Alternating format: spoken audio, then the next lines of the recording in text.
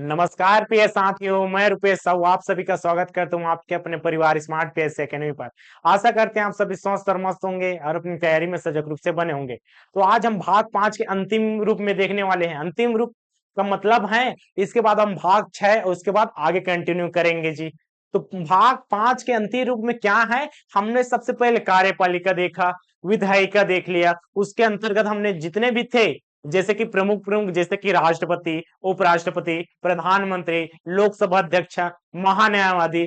उसके बाद हमने देखा नियंत्रक एवं महालेखा परीक्षक के बारे में। ठीक इसी प्रकार से आगे बढ़ते हैं। तो संसद के 3 अंगों में प्रमुख अंगों में कौन था? पहला है विधायिका, दूसरा कार्यपालिका और तीसरा क्या है? तीसरा है जी आज का टॉपिक न्यायपालिका। यहाँ पर देखिए न्यायपालिका, न्यायपालिका के लिए कौन सा संस्था या गठन का निर्माण होगा? तो इसके लिए है सर्वोच्च न्यायालय। तो क्या ये विधायिका कार्यपालिका के अधीन रहेगा? नहीं, ये उनसे स्वतंत्र रूप से रहेगा। स्वतंत्र रूप से रहने का मतलब ये है आप अपना मामला लेकर जाइए, कोई और अपना मामला लेकर जाएगा ना, इस पक्ष का और न इस पक्ष का, दोनों पक्ष से हटके मतलब अपना एक स्वतंत्र निर्णय देगा सबूतों, और इस प्रकार से सबूत रहेगा जी उसके आधार पर जो गुनाहगार रहेगा उसको सजा देगा।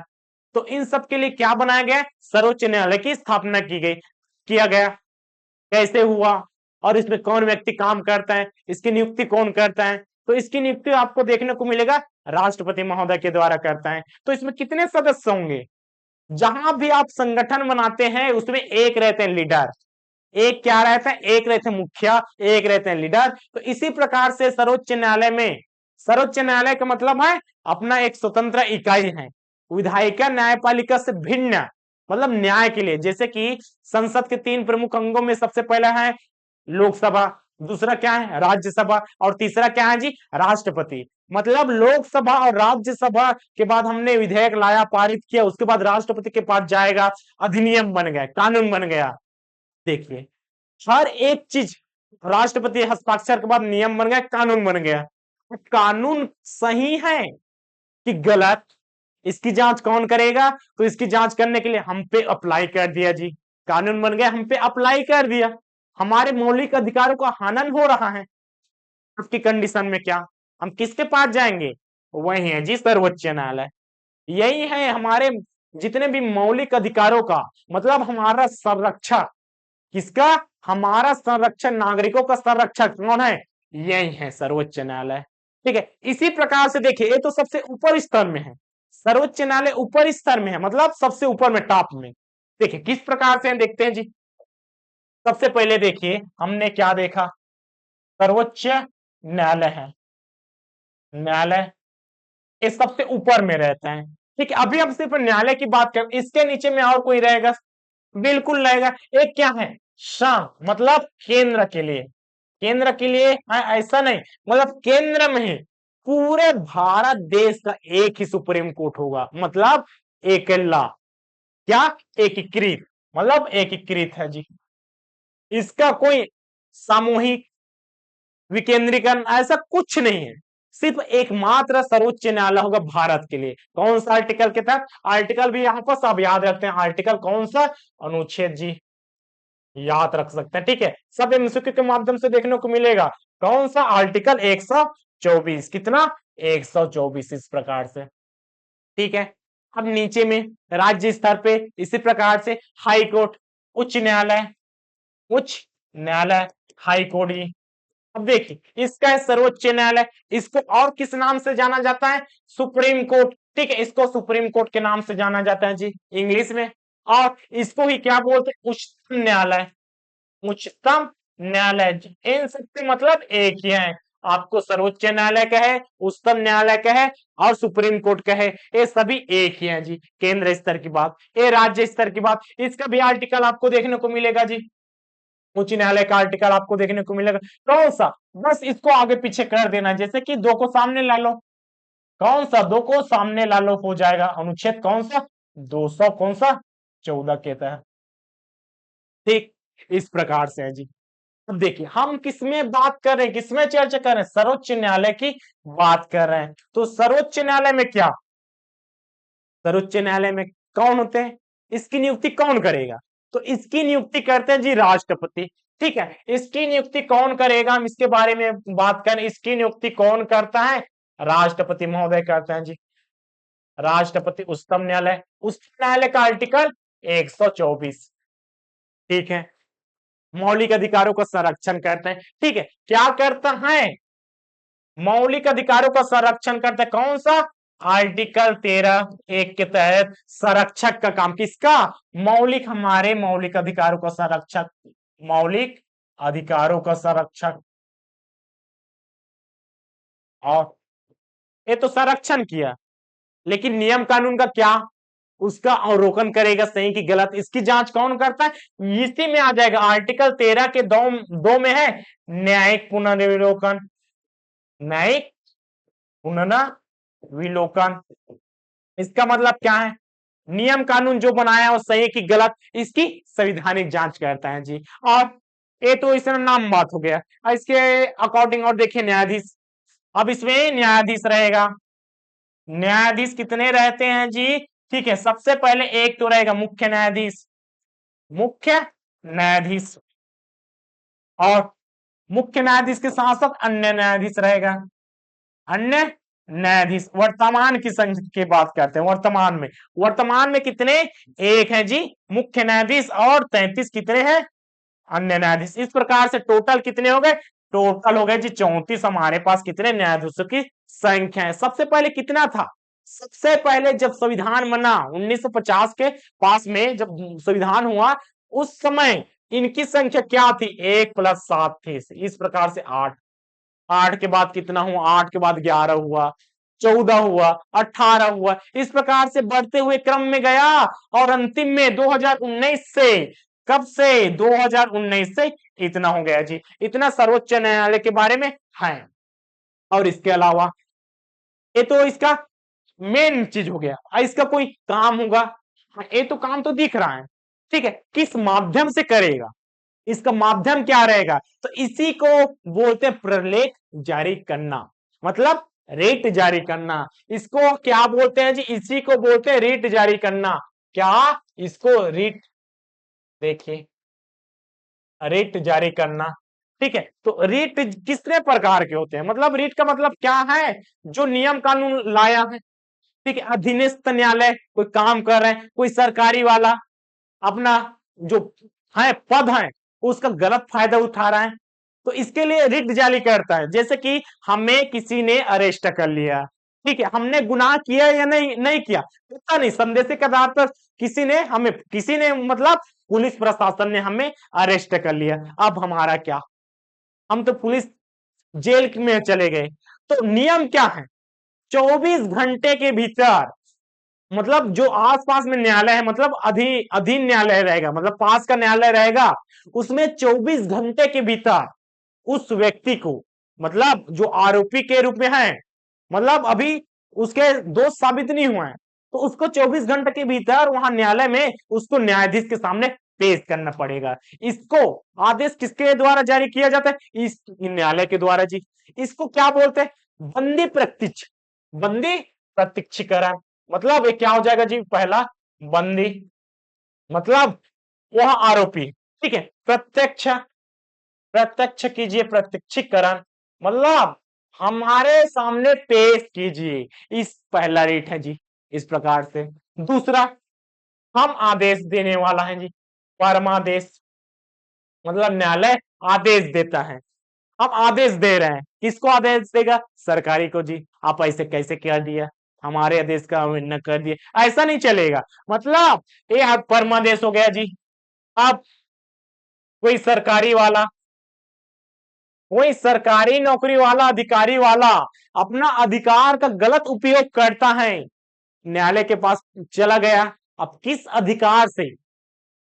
अधिकार से आप इस काम को किए हैं जी? हमें बताइए, हमें बताइए। आपके पास ऐसा कौन सा अधिकार है? जैसे कि आपके पास वित्त विभाग का आप कर्मचारी हैं, तो अधिकारी हैं, ठीक है, अधिकारी हैं, और आपने दूसरे चीज का काम कर रहे हैं, दूसरे चीज का काम किए, तो पूछेगा न्यायालय अब किस अधिकार से ये काम किया जी? इसी को क्या बोलते हैं? अधिकार परीक्षा। उसके बाद दो और हैं जी, दो और हैं। कौन सा? उत्प्रेषण। उत्प्रेषण और एक है जी प्रतिषेध। ये दोनों क्या है? ये दोनों है हाई कोर्ट के लिए। ये तीनों क्या था? ये तीनों था ऊपर के लिए, मतलब किसके लिए? सरकार के लिए, सरकारी अधिकारियों के लिए, अधिकारी के लिए। लेकिन ये दोनों किसके लिए? हाई कोर्ट के लिए, अधीनस्थ न्यायालय के लिए है। मतलब एक क्या कहते हैं, उत्प्रेषण और प्रतिषेध में अंतर देखिए। कोई काम कर रहे अधीनस्थ न्यायालय पूछेगा इसके बारे में, ठीक है। प्रतिषेध, देखिए प्रतिषेध क्या हो जाएगा जी? प्रतिषेध मतलब आपने किस अधिकार से, मतलब अगर नीचे वाला काम कर रहे हैं, जैसे कि ये हाई कोर्ट है, तो कोई ऐसा फैसला सुनाएगा मौलिक अधिकार से संबंधित, या कुछ भी ऐसा ऐसा फैसला सुनाएगा जो सुप्रीम कोर्ट के लिए जाना चाहिए, तो आप हमें लाइए, ये चीज अपना फैसला ना सुनाइए, हमारे पास लाइए, हम इसका निर्णय लेंगे। और आपको पता है हाई कोर्ट का निर्णय अंतिम नहीं होता। अगर हाई कोर्ट में आपको निर्णय आकर नहीं मिला, आपका जो क्या हम बोलते हैं जी, सुनवाई सही तरीके से नहीं हुआ, तो आप कहां पर जाना पड़ेगा? कहां पर जा सकते हैं? सुप्रीम कोर्ट के पास जा सकते हैं जी। यही इसका अंतिम फैसला होगा, ठीक है। तो अंतिम फैसला किसका होता है जी? सुप्रीम कोर्ट का होता है अंतिम फैसला। सुप्रीम कोर्ट का क्या? सुप्रीम कोर्ट का होता है जी अंतिम फैसला। इस प्रकार के सर्वोच्च न्यायालय के बारे में है जी, थोड़ा डील कर दे, कोई बात नहीं, एमसीक्यू हमारे लिए और ज्यादा आसान होगा जाएगा। तो चलिए देखते हैं क्वेश्चन क्या कहता है।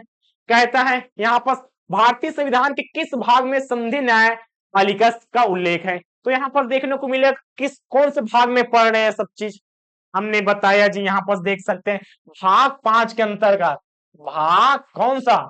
भाग 5 के अंतर्गत हम पढ़ रहे हैं संसद केंद्र का प्रशासन। तो संसद में 3 अंग कौन कौन सा देखे जी? पहला देख सकते हैं यहाँ पर विधायिका,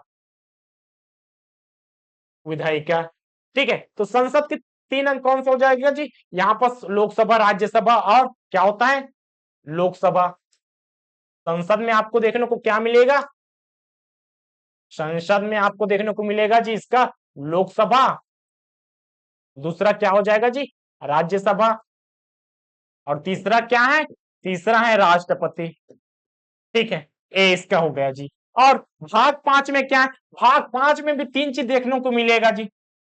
3 चीज कौन कौन सा? पहला कार्यपालिका, ठीक है, कौन सा? पहला कार्यपालिका। दूसरा कौन सा? दूसरा है विधायिका। तीसरा क्या है? तीसरा है न्यायपालिका। किसके अंतर्गत देख रहे हैं? भाग 5 के अंतर्गत, ठीक है। तो भाग 5 के अंतर्गत कौन कौन कहा जाएगा जी? यहाँ पर देखिए भारतीय संविधान के किस में संघीय न्यायपालिका का वर्णन है? तो भाग 5, ऑप्शन नंबर डी। देखिए इस प्रकार से हमने मेन टॉपिक पढ़ा, इसके अंतर्गत क्या होता है, इसका काम देखे, और किस प्रकार से अपने काम को अंजाम देता है। मतलब काम को अंजाम नहीं बोलेंगे, काम किस प्रकार से, इसका क्रिया विधि है, मतलब प्रोसेस क्या रहेगा। तो वापस इसका नाम देख सकते हैं, रेट जारी करता है, ठीक है। आगे बढ़ते हैं जी दूसरे क्वेश्चन के। संविधान के व्याख्यात्मक एवं संरक्षक, देखिए संरक्षक कौन करता है? आर्टिकल 13 के तहत पहला आर्टिकल 13(1) मौलिक अधिकारों का संरक्षण करता है, और 13(2) क्या कहता है? न्यायिक पुनर्अवलोकन करता है जी, मतलब कौन सही की गलत संवैधानिक जांच करता है। तो कौन किया जी? सर्वोच्च न्यायालय। राष्ट्रपति, संसद, भारत का महाधिवक्ता तो नहीं किया, कौन किया? सर्वोच्च न्यायालय। तो यहाँ पर एक चीज देखिए, संरक्षण के साथ साथ आपको एक नया शब्द मिला, संविधान का व्याख्या कौन करता है, और साथ में है, तो यहां से आप नया चीज नोट कर सकते हैं, संविधान की व्याख्या कौन करेगा?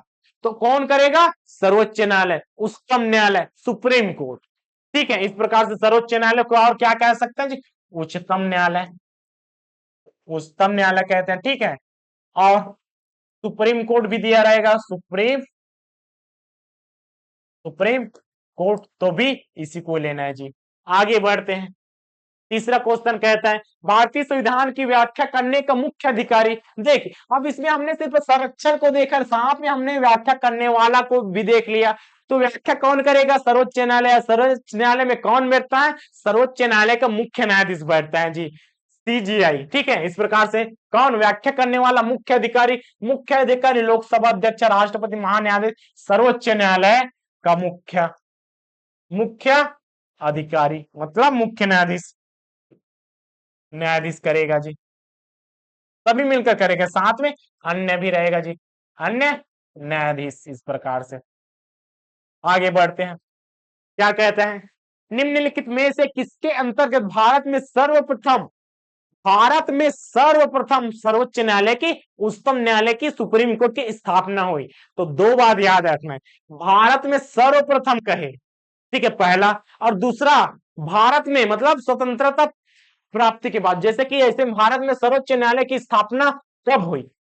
दो बात देखिए, भारत के सर्वोच्च न्यायालय मतलब भारत के, इसमें भारत के बोला है, और सर्वप्रथम की बात करेगा तो अलग आ जाएगा आंसर। और भारत के सर्वोच्च न्यायालय, ये देखिए, भारत किसके अंतर्गत? अंतर्गत भारत में सर्वोच्च न्यायालय। अब भारत है जी, आजाद रहे कुछ भी रहे, मतलब इसके भूमि में भारत के क्षेत्र में जितना भी क्षेत्र था उसमें सबसे पहले सर्वोच्च न्यायालय की स्थापना कब हुई? ये पहला क्वेश्चन। दूसरा क्वेश्चन क्या, मतलब दूसरा क्वेश्चन बोलते भारत में मतलब भारत का अपना सर्वोच्च न्यायालय की स्थापना कब हुई? तो देखिए, अगर सर्वप्रथम की बात करें तो कौन सा चार्टर अधिनियम आया था आपका संवैधानिक विकास में? आपको देखने को मिलेगा सर्वप्रथम 1800, सॉरी यहां पर चार्टर में नहीं, रेगुलेटिंग अधिनियम के तहत 1753 में सर्वोच्च न्यायालय की स्थापना की गई थी। तो यहां पर देखिए कौन सा, ऑप्शन नंबर ए वाला रेगुलेटिंग एक्ट, मतलब इसके अधिनियम के तहत सर्वप्रथम सर्वोच्च न्यायालय की स्थापना की। और भारत की बात करेगा तो भारत में बात करेगा तो भारतीय सरकार अधिनियम 1935 के तहत, एक क्या है, भारत में सर्वोच्च न्यायालय की स्थापना, भारत में सर्वोच्च न्यायालय की स्थापना है जी। और एक क्या है, सर्वप्रथम भारत में सुप्रीम कोर्ट की स्थापना है। दोनों अलग अलग हैं जी। सर्वप्रथम की बात करेगा तो रेगुलेटिंग एक्ट का मतलब रेगुलेटिंग अधिनियम 1773 को लेना है, और भारत में बोलेगा तो 1935 को लेना है। इसमें क्या पूछा है? सर्वप्रथम पूछा है तो ऑप्शन नंबर ए। और इसमें क्या पूछा है? इसमें पूछा है सर्वोच्च न्यायालय की स्थापना कब हुई? तो देखिए 1935 वाला, भारत सरकार अधिनियम 1935 के द्वारा इसका स्थापना किया गया। अगले क्वेश्चन के ऊपर पे कहता है वर्तमान में सर्वोच्च न्यायालय में मुख्य न्यायाधीश के अतिरिक्त कितने अन्य न्यायाधीश हैं? ठीक है, तो यहां पर देखिए वर्तमान की बात करता है, ठीक है, तो वर्तमान की बात करता है तो वर्तमान में देखिए 2019 से, ठीक है, कितने, तो इसमें हमने मिस्टेक कर दिया, कहां पर, इस वाले को सुधार लेना है जी, ठीक है, तो इसमें क्या है, इसमें 33 नहीं 32 आ जाएगा, ठीक है, इसका 32 है और टोटल क्या हो जाएगा, टोटल है 33। इस प्रकार से अपने क्वेश्चन में आते हैं, यहां पर सुधार लीजिएगा, कौन से क्वेश्चन में आते हैं, हाँ वर्तमान में, ठीक है, वर्तमान में मुख्य न्यायाधीश के अतिरिक्त कितने हैं? तो वर्तमान में देखिए 2019 से वर्तमान में एक मुख्य न्यायाधीश, ठीक है, और साथ में कितने, साथ में है जी 32, मतलब 32 अन्य न्यायाधीश है। इस प्रकार से अब ये हो गया 2019 से, वर्तमान की बात करते हैं, जब संविधान बना तो क्या इनकी संख्या इतनी थी? तो उतने समय में ये 1+32 क्या हो गया, 33 वर्तमान की है। सबसे पहले जब संविधान बना तो उसमें एक मुख्य न्यायाधीश और 7 थे जी, 7 अधीन, मतलब 1+7 थे।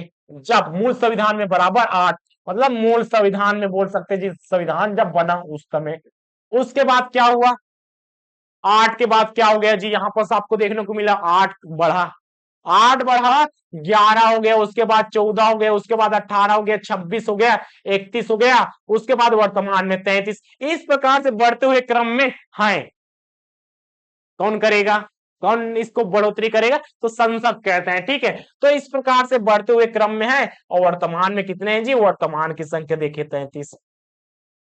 स्टार्टिंग में वहां पर 34 बोल दिए थे, तो सुधारने में है। कितने थे?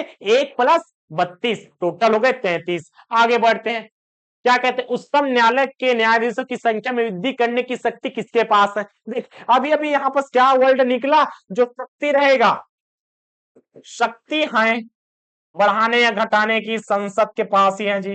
संसद मतलब लोकसभा, राज्यसभा और राष्ट्रपति सम्मिलित रूप से। नए राज्यों का प्रवेश, बाहर के राज्यों का प्रवेश, राज्यों के मध्य नामकरण, छेद, इस प्रकार से कौन से आर्टिकल में है जी? तो आर्टिकल 2 में है नए राज्यों का, आर्टिकल 3 में है राज्यों के अंदर नामकरण, क्षेत्रफल में परिवर्तन। इस प्रकार से समस्त शक्तियां, शक्ति के मामला आएगा इस प्रकार से, जितने भी नियम कानून बनाएगा, किसकी संख्या ज्यादा करना, किसको कितना वेतन देना, कौन क्या होगा जी, इस प्रकार से कौन है? संसद के पास ही रहता है। तो यहां पर देखिए वृद्धि करने की शक्ति किसके पास है जी? राष्ट्रपति। राष्ट्रपति क्या करते हैं? नियुक्ति करते हैं, नियुक्ति करते हैं जी, मंत्रिपरिषद की सलाह से नियुक्त करते हैं, ठीक है। प्रधानमंत्री तो आएगा नहीं, संसद ऑप्शन। विधि मंत्रालय भी नहीं आएगा। आप यहाँ पर विधि डालकर ऐसा आंसर नहीं लेंगे। कौन आ जाएगा? संसद। संसद में लोकसभा, राज्यसभा और राष्ट्रपति तीनों आते हैं। आगे बढ़ते हैं, सर्वोच्च न्यायालय के न्यायाधीशों की निम्नलिखित से कौन सी अर्हता, मतलब योग्यता, आप में ऐसा कौन काबिलियत रहेगा कि मैं आपको मुख्य न्यायाधीश बना दूं? एक कौन कहता है जी? एक कौन है? मतलब राष्ट्रपति इस प्रकार से रहेगा, किसके लिए? इस व्यक्ति के लिए। तो उस व्यक्ति में जो बनने वाला है मुख्य न्यायाधीश, नियुक्त करने वाला, उसमें ऐसी क्या योग्यता है जिसके लिए कारण, मतलब जिसके तहत राष्ट्रपति इसको मुख्य न्यायाधीश बना देगा? तो देखिए वह किसी एक या अधिक उच्च न्यायालयों में कम से कम 5 वर्ष तक, देख उच्च न्यायालय की बात किया, 5 वर्ष तक न्यायाधीश के रूप में कार्य करेगा, पहला। दूसरा, वह किसी एक या एक अधिक उच्च न्यायालय में लगातार 20 वर्ष तक क्या अधिवक्ता होना चाहिए। वह एक परंपरागत विधिवेत्ता होना चाहिए। 3 कंडीशन देता है जी, 3 कंडीशन यहां पर आपको दिया है। 3 कंडीशन में पहला पहला क्या दिया जी? कंडीशन देखिए, हाई कोर्ट या उच्च न्यायालय में क्या होना चाहिए? मुख्य न्यायाधीश के रूप में, मतलब मुख्य न्यायाधीश बोलो या न्यायाधीश बोलो जी, न्यायाधीश के रूप में होना चाहिए। टाइम टाइम है इसका 5 वर्ष, पहला कंडीशन। दूसरा कंडीशन क्या बोलता है? वहां किसी भी हाई कोर्ट में क्या होना चाहिए? 10 वर्ष तक क्या होना चाहिए जी? यहां पर देखिए, अधिवक्ता मतलब वकील, ठीक है, यहां पर वकील। दूसरा, तीसरा कंडीशन क्या बोलता है? वहां विधिवेत्ता होना चाहिए, मतलब कानून के बहुत बड़े जानकार होना चाहिए। क्या?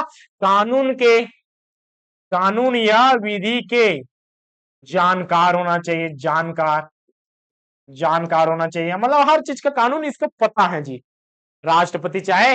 अब देखिए चौथा, उपरोक्त में से कोई नहीं, नहीं ऐसा नहीं होगा। उपरोक्त में से कोई नहीं, ऐसा तो नहीं होगा। उपरोक्त में से कोई भी हो सकता है जी, कोई भी हो सकता है, कोई भी हो सकता है, ये हमारा आंसर ऐसा होगा। क्या?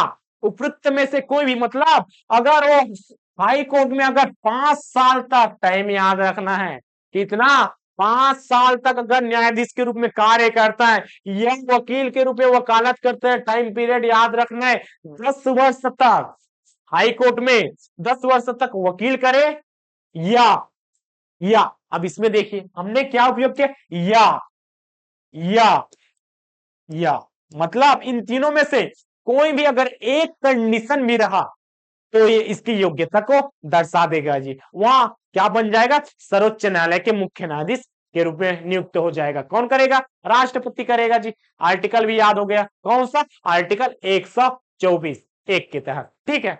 आगे देखिए, तो तीनों में से किसी भी कंडीशन में कर सकता है, या मतलब आंसर क्या हो जाएगा? उपरोक्त में से कोई भी हो सकता है, हमारा आंसर कंडीशन। आगे बढ़ते हैं, कहते हैं उच्चतम न्यायालय के मुख्य न्यायाधीश की नियुक्ति कौन करता है? तो उच्चतम न्यायालय के मुख्य न्यायाधीश की नियुक्ति लोकसभा अध्यक्ष, राज्यसभा का सभापति, प्रधानमंत्री, राष्ट्रपति। अभी अभी देखा जी, कौन करेगा नियुक्ति? राष्ट्रपति करते हैं। आर्टिकल भी याद हो गया जी, इसका कौन सा आर्टिकल है? 124 आर्टिकल। सुप्रीम कोर्ट के लिए, हाई कोर्ट के लिए ऊपर नीचे कर जी 214, मतलब इसको सामने में ले जाइए, ये क्या हो जाएगा जी? हाई कोर्ट के लिए। इस प्रकार से अनुच्छेद भी याद करते हुए चलना है जी। आगे बढ़ते हैं, कहते हैं उच्चतम न्यायालय के न्यायाधीशों की सेवा, मतलब कब इसका रिटायरमेंट होगा, रिटायर कब होंगे, मतलब पद मुक्त होंगे कब होंगे? तो देखिए 65 वर्ष, 60 वर्ष, 55 और 58, तो जितने भी सरकारी नौकरी वाले हैं कितने वर्ष में हो जाते हैं जी? 60 वर्ष में। सरकारी नौकरी वाले 60 वर्ष में रिटायर हो जाते हैं। लेकिन देखिए ये तो नौकरी की बात करता है, सेवा मतलब सेवानिवृत्ति मतलब रिटायरमेंट वही है, लेकिन इसके लिए अलग कंडीशन। इसका क्या है? इसका है जी 65 वर्ष अधिकतम, मतलब इसकी क्या हो जाएगा? अधिकतम आयु कितना? अधिकतम आयु कितना है जी? 65 वर्ष। 65 वर्ष है, ठीक है। पहला चीज तो याद हो गया, इसका अधिकतम आयु 65 वर्ष हमने याद कर लिया सर, ठीक है। इस प्रकार से अब न्यूनतम आयु कितना होना चाहिए? राष्ट्रपति के लिए न्यूनतम आयु कितना? 35। लोकसभा सदस्य के लिए कितना? 25। राज्यसभा सदस्य के लिए कितना? राज्यसभा के लिए 30। राष्ट्रपति उपराष्ट्रपति के लिए कितना? 35। न्यूनतम, अधिकतम निर्धारित नहीं, लेकिन इसमें अधिकतम निर्धारित है, 65 अधिकतम है। और न्यूनतम क्या बोलेगा? न्यूनतम पूछ दिया, कोई निर्धारण नहीं, कोई निर्धारित नहीं है, कोई निर्धारित नहीं है। इसका मतलब है, अब देखिए कोई निर्धारित नहीं, 18 की उम्र में बन जाएगा क्या सर? ऐसे तो नहीं होगा। क्यों नहीं होगा जी? क्योंकि देखिए हमने अभी अभी क्या पढ़ा हाई कोर्ट में 5 वर्ष तक क्या होना चाहिए? जज होना चाहिए। ये हाई कोर्ट में 5 क्या 10 वर्ष तक वकील होना चाहिए, या विधि के मतलब कानून के ज्ञाता होना चाहिए। तो इसके लिए टाइम लगता है। तो 18 की उम्र में कोई बनेगा क्या? 18 की उम्र में तो 12वीं पास होते हैं जी। तो इस प्रकार से न्यूनतम कोई डिसाइड नहीं है। अगर वहां 61 वर्ष में बन गया तब सर, इसका कार्यकाल लगभग 5 साल का होता है, मतलब 5 वर्ष का। अगर कोई 63 में बन गया तो सर, अगर कोई अगर 63 के उम्र में बन गया, क्या सर्वोच्च न्यायालय के न्यायाधीश के रूप में बन गया, फिर भी याद रखना है 65 वर्ष जैसे पार किया, 65 वर्ष जैसे हुआ, अपने पद से विमुक्त हो जाएगा जी, मुक्त हो जाएगा, रिक्त हो जाएगा। मतलब सिर्फ 2 साल काम करेगा। 5 साल है, आमतौर पर 5 साल है। अगर अगर अगर मान के चलिए 42 वर्ष में, ठीक है, 42 में सुप्रीम कोर्ट का जज बना, तो इसमें 5 जोड़ दीजिए, लगभग 47 वर्ष तक रहेगा। ये है जी। लेकिन इस कंडीशन में भी आपको याद रखना है, कब तक रहेगा? 65 वर्ष तक अधिकतम आयु, न्यूनतम आयु डिसाइड नहीं।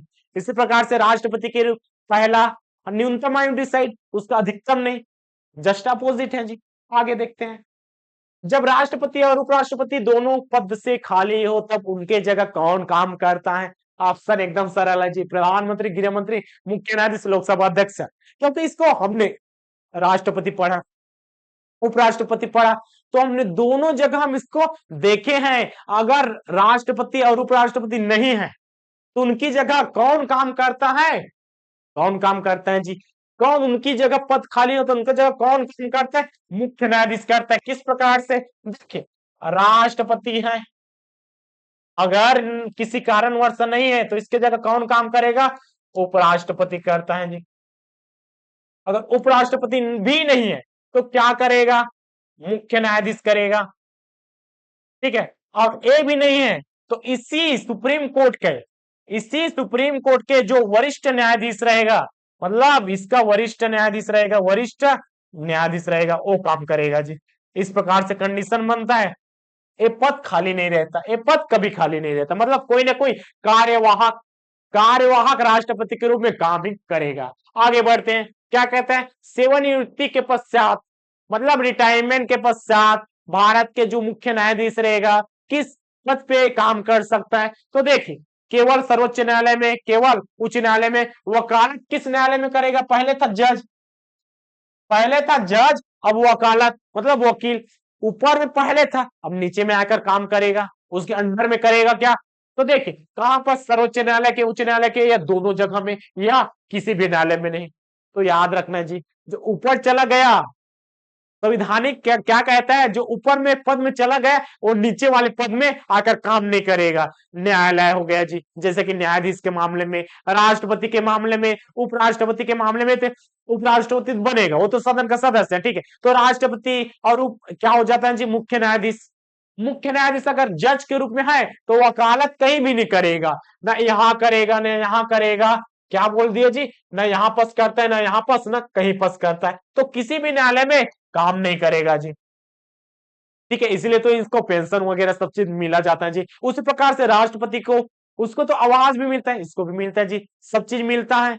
क्यों मिलता है? ताकि इनको पैसे की जरूरत महसूस ना हो। आदमी काम क्यों करता है? अपनी जरूरतों को पूर्ति करने के लिए। जरूरत की पूर्ति कहां से होता है? धन से होता है जी, धन अर्जित करने से होता है। तो धन क्यों अर्जित करेगा, कैसे करेगा? कमा कर। भाई अब इसको सब चीज देगा तो क्यों कमाएगा? संविधान में बोलता है अगर ऊपर में हो तो नीचे आप काम नहीं करेंगे, क्योंकि ये पद है जी, पद ऊपर वाला का। अब न्यायालय है मतलब भगवान का दर्जा देंगे, जैसे कि डॉक्टर बचाता है उसको दर्जा देते हैं, ठीक है, आपने हमारे जीवन को बचाया। उसी प्रकार से न्यायाधीश वो फैसला सुनाता है, हमारा जीवन का अंतिम फैसला भी यही सुनाएगा जी। और राष्ट्रपति भी है जी, उसी प्रकार से उसका पद का सम्मान करने के लिए, जैसे कि राष्ट्रपति का अगर कोई काम करता है, ठीक, राष्ट्रपति कोई काम किया, उपराष्ट्रपति कोई काम किया, लेकिन उनका चुनाव अवैध तरीके से हुआ, अवैध का मतलब वो सही तरीके से नहीं है, फिर भी उसके कार्य को, फिर भी उसके कार्य को सही माना जाएगा, क्योंकि वह राष्ट्रपति है। राष्ट्रपति है, राष्ट्रपति पद का मान रखते हैं जी, वहां पर संविधान है। आगे बढ़ते हैं, इसका आंसर किसी भी न्यायालय में नहीं करेगा। क्या कहता है? भारत में न्यायपालिका क्या है? स्वतंत्र, संसद के अधीन, राष्ट्रपति के अधीन, प्रधानमंत्री के अधीन। तो अधीन रहेगा जी, तो अपना फैसला सुना पाएगा क्या? नहीं, कॉमन सेंस की बात है, मतलब स्वतंत्र है, ठीक है, स्वतंत्र है तभी तो सबके हित में फैसला सुना पाएगा। इसके अधीन रहेगा तो जैसा कहेगा वैसा करेगा, जो कि होना नहीं चाहिए। आगे बढ़ते हैं, भारत में न्यायपालिका का स्वरूप विकेंद्रीकृत, एकीकृत, सामूहिक, व्यवहारिक। इन सब का शब्दों का मतलब समझिए। विकेंद्रीकृत का मतलब है एक रहेगा सर्वोच्च न्यायालय और इसी के अधीन और बहुत शाखाएं के रूप में रहेगा जी। एक क्या है? ए है विकेंद्रीकृत, इस प्रकार से। एकीकृत, एकीकृत मतलब सिंगल, अकेला ही सुप्रीम कोर्ट रहेगा, इसके अलावा और कहीं पे भी नहीं रहेगा। एकीकृत मतलब अकेला। विकेंद्रीकरण मतलब अपना तो केंद्र में काम करेगा लेकिन अपने अलावा बाकी जगह भी काम कराएगा जी, ऐसा होता नहीं होता है। सामूहिक मतलब यहां भी है, यहां भी है, यहां भी है, यहां भी है, इस प्रकार से समूह में सभी काम करेगा। तो समूह में सभी काम करेगा क्या? नहीं, ऐसा तो नहीं है। ऐसा रहेगा तो अंतिम फैसला कौन सुना पाएगा? ये वाला बोलेगा मेरा वाला फैसला सही है जी, ये वाला बोलेगा मेरा, ये तो आपस में झगड़ा हो जाएगा। ऐसा नहीं होता। व्यवहारिक, व्यवहारिक मतलब ऐसा मुखावरा से, ऐसा व्यवहारिक मतलब व्यवहारिक जी, व्यवहारिकता प्रदर्शित कीजिए। जैसे कि ब्रिटेन का मुखावरा मतलब मौखिक संविधान है, उसी प्रकार की बात करता है व्यवहारिकता। तो ये भी नहीं है, सबूतों, सबूत के आधार पर होता है ना इसका फैसला, बिल्कुल होता है। सिंगल है जी, अकेला है, सर्वोच्च न्यायालय एक ही है। सदस्यों की संख्या 1+32, टोटल मिला के 33। वर्तमान में कब से? 2019 से। कब से है जी ये? 2019 से। पहले कितने था मूल संविधान में? 1+7 था जी, 8, मतलब स्टार्टिंग में। बढ़कर कितना हुआ? 8 के 11 हो गया, 14 हो गया, इस प्रकार से बढ़ते हुए चला गया, 26 हो गया जी, 31 हो गया, उसके बाद वर्तमान में है 33। तो इसका सही आंसर क्या हो जाएगा? एकीकृत। इस प्रकार से आगे बढ़ते हैं, कहता है राष्ट्रपति एवं उपराष्ट्रपति के निर्वाचन का, अब निर्वाचन वाला पढ़े हैं जी, इसका मामला का निर्वाचन होगा, मतलब निर्वाचन में जो विवाद होगा राष्ट्रपति और उपराष्ट्रपति, उसका निपटारा कौन करता है? तो देखिए किसको प्रस्तुत किया जाता है, मामलों को किसके सामने प्रस्तुत किया जाता है, ऐसा कुछ भी सवाल रहे, आपको याद रखना राष्ट्रपति और उपराष्ट्रपति का जो चुनाव के मामले में जो विवाद है, चुनाव कौन कराते हैं? निर्वाचन आयोग, लेकिन विवाद का सॉल्यूशन कौन? उच्चतम न्यायालय। ऑप्शन देखिए, मुख्य निर्वाचन आयुक्त, ए नहीं है जी, चुनाव करवाने में, संसद नहीं है, कौन सा है? उच्चतम न्यायालय। इसका आर्टिकल, आर्टिकल बता दीजिए, ठीक है, चलिए मैं ही बता देता, कौन सा? अनुच्छेद 71 के तहत, अनुच्छेद 71 के तहत। देखिए हर बार क्वेश्चन क्या पूछ रहा है, हर बार हम इस एमसीक्यू में देखने को मिला, राष्ट्रपति पढ़े फिर भी, उपराष्ट्रपति पढ़े फिर भी, उच्चतम न्यायालय पढ़े फिर भी, यही सब चीज देखने को मिलता है जी। तो सभी चीज एक दूसरे से लिंक रहता है, आर्टिकल भी और हर चीज जी। आगे बढ़ते हैं, न्यायिक पुनर्विलोकन का अधिकार किसे प्राप्त है? तो न्यायिक पुनर्विलोकन का अधिकार किसे प्राप्त है? उच्च न्यायालय, उच्चतम न्यायालय। अब देख, संरक्षण कौन करते हैं? दोनों ही करते हैं जी, लेकिन जो केंद्र बना दिया, केंद्र देखिए, न्यायिक पुनर्विलोकन का मतलब है, इसका अर्थ देखिए, संवैधानिक जांच करता है, संवैधानिक जांच करता है, ठीक है, किसका? संसद ने कोई नियम बना दिया। अब संसद, संसद तो केंद्र का है, संसद है केंद्र का जी। अब केंद्र के लिए क्या? केंद्र के लिए ये तो हो गया राज्य के लिए, ठीक है, राज्य के लिए, सबके लिए अलग अलग है। एक कर पाएगा क्या न्यायिक पुनर्विलोकन? कर पाएगा क्या? नहीं, उच्चतम न्यायालय करेगा जी। कौन? उच्चतम न्यायालय करेगा।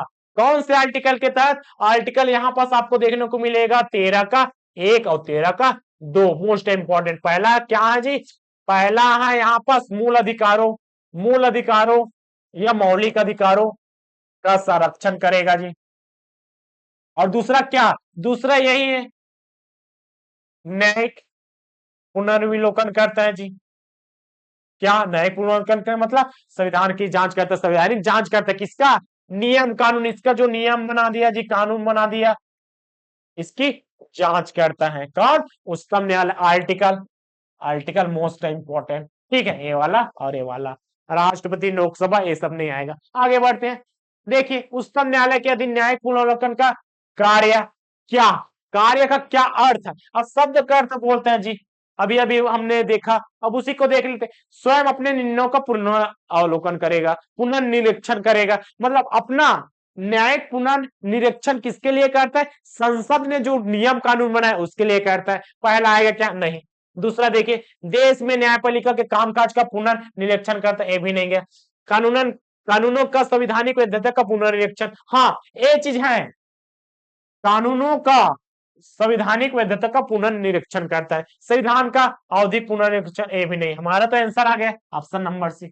आगे बढ़ते हैं जी, देखिए सर्वोच्च न्यायालय कौन सा प्रलेख जारी नहीं कर सकता? प्रलेख का मतलब क्या हमने देखा? रिट, हमने स्टार्टिंग में देखा, इसका मतलब क्या होता है? रेट, रेट जारी करता है। कितने प्रकार के रिट जारी है जी? 5 प्रकार के हैं। कौन कौन सा है? हमने स्टार्टिंग में देखा, बंदी प्रत्यक्षीकरण, सामने करो जी हमारे सामने, उसके बाद परमादेश, ठीक है, परमादेश, अधिकार पिक्षा, अधिकार पिक्षा। देखिए हमने सभी चीज को स्टार्टिंग में देख लिया, तो यहाँ पर एमसीक्यू सॉल्व कर रहे हैं। ज्यादा बर्डन लग रहा है क्या? नहीं, रिवीजन टाइप का हो रहा है। यहाँ पर क्या हो जाएगा? उत्प्रेक्षण, और यहाँ पर प्रतिषेध, बस। अब इसमें देखिए कौन सा जारी नहीं कर सकता? बंदी प्रत्यक्षीकरण है, प्रतिषेध है, परमादेश है, बंदी प्रत्यक्षीकरण है, परमादेश है, प्रसिद्ध है और देखिए ये दोनों चीज अभी नहीं है, लेकिन इसमें अलग देखना है। अलग देखना है तो निषेध, निषेधाज्ञा, क्या अलग शब्द का प्रयोग हुआ? अलग शब्द का प्रयोग हुआ तो 5 ए रीड जारी करता है। किस प्रकार से करता है, क्यों करता है, हमने स्टार्टिंग में देख लिया है जी। आगे देखते हैं, भारत में उच्चतम न्यायालय में न्यायाधीशों की संख्या बढ़ाने का अधिकार किसके पास है? मतलब न्यायालयों में, जैसे कि स्टार्टिंग में कितना बताए थे? स्टार्टिंग में 8, उसके बाद 14 जी, कौन सा 11, उसके बाद 14, उसके बाद कितना 18, इस प्रकार से कंटिन्यू 26, और उसके बाद 31। वर्तमान में कितना? वर्तमान में यहाँ पास आपको दिखने को मिलेगा जी 33। 1 + 32 कितना? 33। कौन बढ़ा रहा है? शक्ति, तो संसद, तो भारत की संसद, ठीक है, ये है जी। भारत का राष्ट्रपति, केंद्रीय विधि मंत्रालय, भारत का मुख्य न्यायाधीश, ये तीनों नहीं आएगा। चलिए अंतिम प्रश्न की ओर बढ़ते हैं, सर्वोच्च न्यायालय में जजों का वेतन किसमें आहरित होता है? तो जजों का वेतन किसमें आहरित होता है? मतलब वेतन कहां से मिलता है? सहायक अनुदान, आकस्मिक अनुदान, संचित निधि, लोक लेखा। तो देखिए 3 प्रकार की निधि होती है। ये तो अनुदान वाले तो आएगा नहीं, अनुदान वाला ऐसा नहीं आता जी। अनुदान राज्यों को या किसी भी राज्य को देते हैं जी केंद्र, मतलब सहायता राशि, उसमें कितना परसेंट है, उसमें सहायता राशि के रूप में देते हैं, उसको बोलते हैं अनुदान। ये तो काम कर रहा है ना, अपना काम कर रहा है। तो वेतन के लिए ऐसा सहायता टाइप का होगा क्या? नहीं, इसका तो हक है। तो कौन सा आ जाएगा जी? संचित निधि। डायरेक्ट आंसर बता दिए। तो तीनों चीज को भी देख लेते हैं। तो तीन प्रकार की निधियां होती हैं। तीन प्रकार की क्या होती है जी? निधियां होती हैं। तीन प्रकार की निधियां, कितना? निधियों की संख्या तीन। भारत सरकार के तीन निधियां हैं। कौन कौन सा? पहला यहां पर देखिए जी, संचित निधि। पहला क्या? संचित निधि है। ठीक है। दूसरा यहां पर देखने को मिलेगा लोक लेखा निधि। लोक लेखा निधि। और तीसरा कौन? तीसरा है आकस्मिक निधि। कौन सा? आकस्मिक निधि। ये तीनों में अंतर क्या है सर? तीनों में अंतर क्या है ये हमें मालूम होना चाहिए। मालूम होना चाहिए कि नहीं? बिल्कुल होना चाहिए। तो सबसे पहले इसका आर्टिकल देखिए, 266 का एक, 266 का दो, 267 आर्टिकल सबसे ही पहले पूछा जाता है। लोक लेखा, संचित निधि, आकस्मिक निधि कौन से आर्टिकल में है? आर्टिकल सबसे पहले। ठीक है, आर्टिकल सबसे पहले मोस्ट इंपॉर्टेंट हो गया जी। अब इसके बाद यहाँ पास आपको देखने को क्या मिलेगा? यहाँ पास आपको देखने को मिलेगा जी, इसका कौन है जी? कौन इसका कर्ता धर्ता है? तो सरकार के अधीन है जी ए वाला संचित निधि। मतलब किसके? संसद के अधीन है। संसद इसमें कैसा पैसा, मतलब निधि मतलब है जी पैसा, जमा पूंजी। मतलब इसमें जितने भी टैक्स रहेगा, राजस्व की बात करेगा, मतलब राजस्व रहेगा, टैक्स रहेगा जी, और जितने भी सब चीज रहेगा, छोटे मोटे सब जितना भी लेते हैं जी सरकार, वो क्या है? संचित निधि में आता है। और नियंत्रण किसके? संसद में। इसी से क्या होता है जी? इसी से वेतन भत्ते, वेतन भत्ते यहां से दिया जाता है जी। इसी से वेतन भत्ते मिलता है सरकारी नौकरी वालों को, जितना भी होता है। और देखिए लोक लेखा, एक किसके अकाउंट, मतलब एक सरकारी अकाउंट है जी। सर गवर्नमेंट अकाउंट भी बोलते हैं। क्या बोलते हैं इसको? Government account. Government account. ये क्या है? ये है जी पब्लिक अकाउंट। क्या है? पब्लिक अकाउंट है जी। मतलब हमारे लिए खुला है। जैसे कि इसमें धन किस प्रकार से रहता है? तो धन इसमें देखिए जी, यहां पर क्या देखिए, इसमें किस प्रकार से धन, निधि का मामला है, पैसे का मामला है। तो यहां पर जितने भी हमारे लिए जमा पूंजी, मतलब पेंशन वगैरह, पेंशन वगैरह यहां से मिलता है जी, पेंशन। और इसमें उस प्रकार से क्या बोल सकते, जो वृद्धों को मिलता है सहयोग, सहयोग के रूप में। तो यहाँ पर सहयोग के रूप में ये वाला पैसा मिलता है। और क्या? मरणोपरांत मिलता है जी, वो सब चीज लोक लेखा के रूप में। मतलब जितने भी पब्लिक के रूप में कार्य होता है, पब्लिक के रूप में कार्य होता है, लोक लेखा निधि से होता है जी। ठीक है। अब आकस्मिक निधि, ए मोस्ट इंपॉर्टेंट। आकस्मिक मतलब आपातकाल वाला जी, आपातकाल वाला समझ सकते हैं। ऐसा कोई कंडीशन या ऐसा कोई स्थिति, जब जब देश में, राज्य में कोई ऐसा कंडीशन आ जाए, मतलब आपातकाल ही समझ सकते हैं। आपातकाल की कंडीशन आ गए तो राष्ट्रपति के अधीन रहता है जी, राष्ट्रपति के अधीन रहता है, राष्ट्रपति के अधीन रहता है। और ए मंत्री परिषद, मंत्री परिषद व संसद की सलाह से, संसद की परामर्श लेगा। ठीक है, परामर्श लेगा। ये भी किसके अधीन रहता है? संसद के ही अधीन रहता है, लेकिन ये राष्ट्रपति के अधीन रहता है। आकस्मिक निधि। ठीक है, ये चीज याद रखना है। और इसमें जब कार्य करेगा तो इसका पैसा निकालेगा जी, आकस्मिक निधि से यहां से धन निकालेगा। तो इस प्रकार से आप याद कर सकते हैं कौन कौन सा तीन प्रकार की निधि, कौन? आर्टिकल, उसके बाद किस प्रकार से कार्य रहता है और कहां पर इसका पैसा जाता है। बस आज इतना ही करते हैं जी। उच्चतम न्यायालय के बारे में हमने देखा, साथ में हमने कुछ कुछ इंपॉर्टेंट फैक्ट भी देखा। मिलते हैं कल की क्लास में, तब तक के लिए धन्यवाद। जय हिंद, जय भारत, जय छत्तीसगढ़।